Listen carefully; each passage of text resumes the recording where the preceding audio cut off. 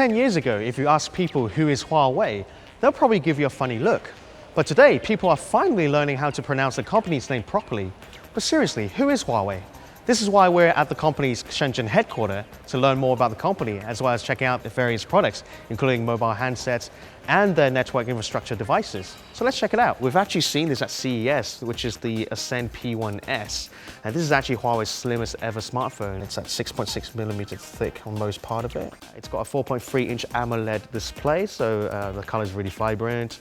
On the back, it's got an 8-megapixel camera. But even in this little package, it's got a dual-core 1.5 gigahertz chip. So that's a very attractive package here. This is the Ascend D-Quad, which was just announced at Mobile World Congress.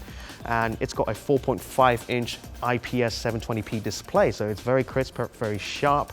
And inside it, it's got a quad-core processor running at 1.2 gigahertz or 1.5 gigahertz. It's got 1 gig of RAM, and behind it, there's an 8-megapixel camera again. So yeah, very, very powerful beast indeed. So it's interesting that Huawei had to design their own quad-core chip. And that's mainly because Qualcomm at the time didn't have a quad-core solution for them. So to learn more about this, we're going to talk to the lead designer, Hagen Fendle. We value our cooperation with Qualcomm very high. So that's a very, very good cooperation. But we want to establish in all our devices the best possible chipset we can get. So we wanted to have in the D-Quad and also in the 10-inch tablet, we wanted to have a quad-core. And there wasn't one available within Qualcomm. So that's why we developed one technology that was feasible for us and which is now the quickest on the market.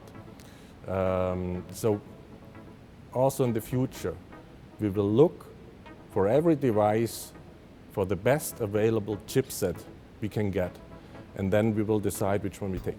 So Huawei obviously isn't just about tablets and mobile phones. Huawei is actually a very big player in the network infrastructure business. They have clients including Vodafone, Deutsche Telekom, China Mobile, and even MTN in South Africa, who are already deploying this solution. If you've been following the news recently, you might have heard that the Australian government's trying to ban Huawei's broadband network equipment.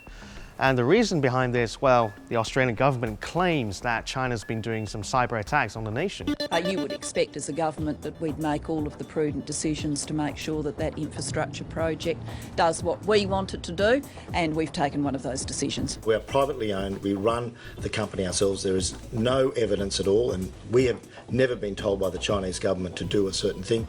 Huawei still maintains its stance that China has no influence over the company, emphasizing that it's a privately owned business. But Australia has made it clear that they will continue to ban the company for their best interests towards national security.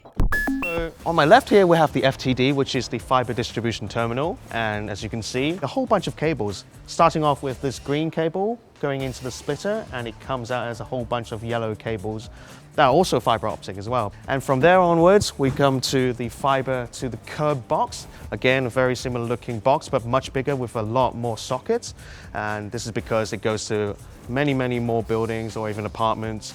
And then moving on, we've got fiber to the building solution, which again, very similar idea, but with way fewer sockets going into maybe each apartment.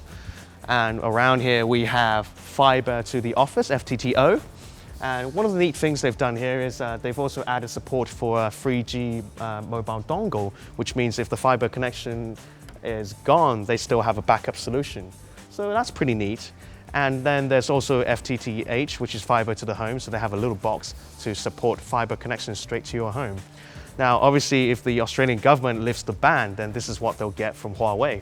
The voice of design has become bigger and bigger within Huawei within the last 1.5 years, which I'm now part of the design team. So I think it's very important to understand that there's always a communication, and we have to find the right balance with, at the end, the result to have a fascinating product on the market.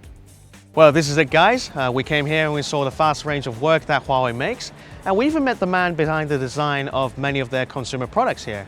So yeah, we look forward to many more products from them. And this is Rich Life from Engadget. Stay tuned for more.